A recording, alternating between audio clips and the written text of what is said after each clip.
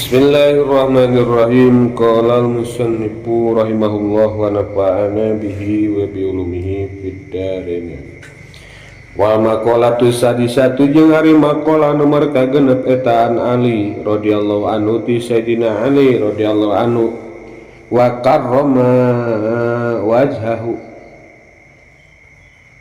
annahu qala Sayyidina Ali eta qala ngadawuh Sayyidina Ali manjama'a sitta hisolin sing saja majama nu ngumpulkeun man sitta hisolin kana genep pirang-pirang perkara lam yada mangka moal ninggalkeun eta man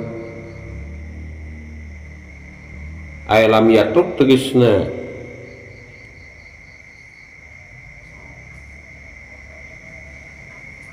teninggalkeun itu man lil jannati pikeun surga matlaban kana tempat panyuprih wala anin nari sareng moal ninggalkeun anin nari tina neraka mahroban kana tempat kabur. Cek Sayyidina Ali sing saha jalma anu bisa ngumpulkeun genep perkara engke bakal disebutkeun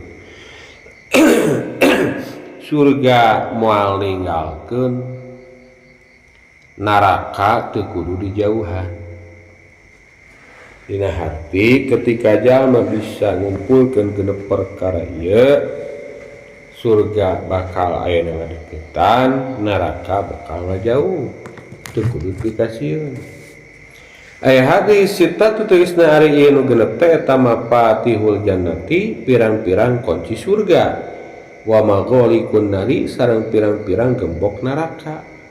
Jadi ieu nu genep teh kunci-kunci surga, gembok-gembok neraka. Mun urang hayang mukakeun pantos surga, ngagembok ngunci neraka, ieu cenah genep. Awaluha arafallah ta'ala ari awalna itu ayeuna anu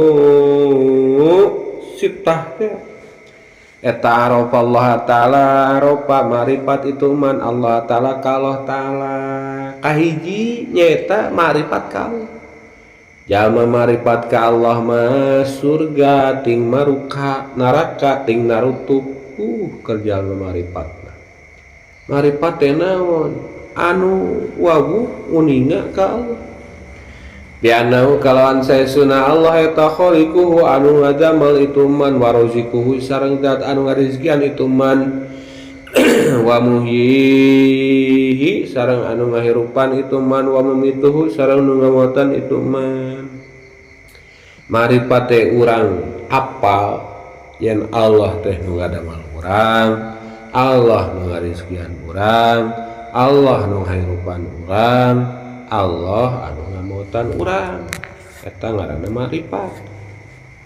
Ketika orang sadar yakin 100% Allah nu ngadamel urang, ngarizkian urang, ngahirupan ngamotan urang, eta teh jalma marifat, tapi marifatna kelas handap sakitu mah.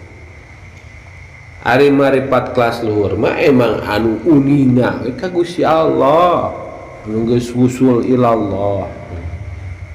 Dugi ka Allah mencarita suluk mah norekat mah patwahu mangkatat itu man ka Allah ay pawafaqahu tegasna ngakuran man ka Allah fi awamirihi tina pirang-pirang perintah Allah kulantaran wawuh ka Allah marifat ka Allah antukna eta jalma taat ibadah ka Allah turut tumut karena sadaya perintah Allah nugihan larangan Allah tanu kitu anu bakal dibukakeun surga ditutupkeun neraka.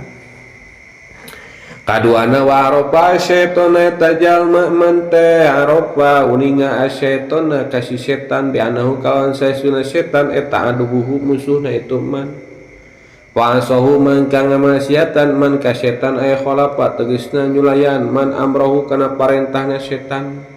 Kadua jalma nu apal setan teh musuh urang. Inna syaitana aduwwun fat aduwwal lakum asyaitanu aduwwal lakum fattahidu aduwwa. Setan teh musuh nu nyata ka urang. maka kurang kudu musuh anu nyata. Tak eta setan parentahna ajakanna kurang teu dituturkeun. Nah, tak apa setan mah kadituna sok nyesatkeun, nyilakakeun. Dua cenah kitu bakal terbuka surga nutup neraka. Katiluna aropa lahirat aropa apal itu man alahirata kahirat biana kalawan saesun akhirat eta darul baqoi tempat langgeng patolabah mangkaneangan nyuprih man ka itu akhirat bistida dijadi kalawan nyiapkeun bekal laha pikeun itu akhirat.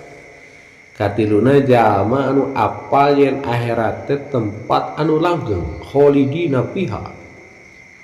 Terus-terusan moal maot moal balik di kadunya dunyana ge bakal ruksak. Nu siksa bakal terus disiksa, nu nikmat bakal terus nikmat. Lintang ti lamun disiksa mah kayaknya sapati Allah bakal dijahit. Tah, apal akhirat teh desa tempat nu langgeng, antukna atuh kulantaran hirup bakal maot, bakal nyorang ayeuna akhirat, tempat anu langgeng teu aya ayeuna batas wangeunna. Ya dipersiapkan bekal di dunia keneh ku cara ibadah keur bekal ke di akhirat. Taeta jalma model kitu nu sok bebekalan di dunia keneh keur kalanggeun akhirat, surga ting maruka teu dikunci, neraka dikunci digembok. Warofa jeung ayeuna apal itu mana dunya kana dunya biana kalawan saesuna dunya teh eta paniatun ruksak anaha sareng saesuna dunya eta darul mamari tempat na ayeuna lewat paropa doha mangka ninggalkeun man ka itu dunya eta rokaat tegasna ninggalkeun man ka dunya walam yakhud jeung teu nyokot teu ngalap man min hati itu dunya illa biqadri jadi aing kalawan kira-kira bakal mandil akhirati pikeun akhirat. Terus deui jalma nu bakal muka surga nutup neraka teh jalma nu apal hakikatna dunya. Yang dunya teh bakal ruksak. Urangna bakal maot keuna ku ruksak. Dunyana oge tempatna bakal ruksak. Dunya bangun saukur dalul mamar tempat lewat kumpul. Dari ibarat dunya mah lamun urang rek ka Jakarta rest area, tempat persinggahan sementara bukan selamanya. Atuh kulantaran eta jalma apa sanyana yen dunya teh tempat ruksak lain tempat langgeungan syukur tempat lewat tempat persimpangan. Nya ditinggalkeun dunya teh lintang ti dunya teh keur bekal pi akhirateun we. Usaha supaya keur bekal ibadah, keur bekal pi akhirateun. Jadi hirup teh leuwih mentingkeun akhirat tinimbang dunya, gede keneh akhirat tinimbang dunya. Hati itu di dunya mah dunya ngan keur kacukupan keur ayeuna kitu kasalmatan bakal akhirat. Taeta sami bakal terbuka surga neraka bakal ayeuna kitu nutup. Teras deui warofal haqqo ningai tu manal haqqo ka ayeuna nu hak. Ai sawabat tegasna nu bener minal ahkami tina pirang-pirang hukum. Pat bahu mangka ayeuna nuturkeun man ka itu hak wa amilahu sareng ngamalkeun man ka hak. Terus di jalma nu apal kanu bener hukum nu bener. Oh iya teh hukumna teh iya cek kanjeng kieu cek Allah kieu hukumna ieu teh cek pikihna kieu dijalankeun hukum eta teh sesuai dengan aturan Gusti Allah syariat ayeuna kanjeng Rasulullah hirup nurut tumut kana hukum-hukum ti Allah apal bener boga ilmu dina hari berarti ieu jalma teh boga ilmu bari nuturkeun ilmu na ngamalkeun. Taeta bakal salamet ke di akhirat. Terakhir wa'arafa al-batila eta jalma apal al-batila kana perkara anu batil ay ghairu sahih tegasna teu sae teu bener.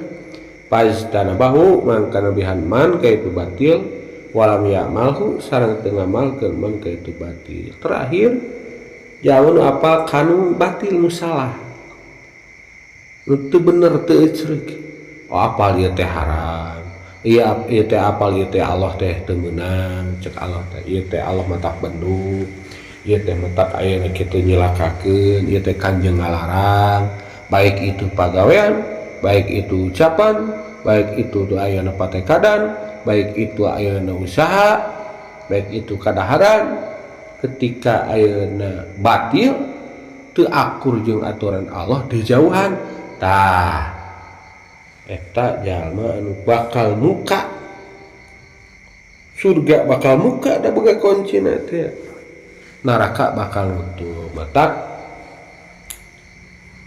pan ari ngaran kunci mah aya gigi-gigi na aya huntuna teh jarang hiji 2 3 4 tadi antarana huntu pintu surga teh kuncina teh ieu hiji marifat ka Allah wauh sayana Allah antuk teh kulantaran apal urang teh Allah pangeran urang taat ka Allah 2 apal ayeuna hakikatna setan musuh urang kurang ayeuna di jauhan diturkeun apa ka akhirat teh ayeuna nu langgeng terus urang nyiapkeun bekal ka akhirat apa dunia teh ruksak antukna urang utamakeun akhirat dunia teh lintang tingnya sawajarna dina ayana dunia oge ke akhirat terus dia apal nu bener nu kumaha hukum-hukum bari ayeuna diamalkeun anu batal ayeuna kumaha bari di tepihan al maqalatus sanah al-fatihah.